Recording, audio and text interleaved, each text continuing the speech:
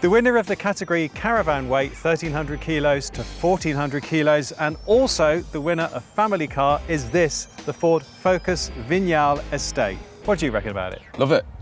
Really surprised, and actually you're a very serious man, Andrew, and this car really did put a smile on your face. It really did. Skipping out of this and you're like, Dan, you've got to try it, you've got to try it.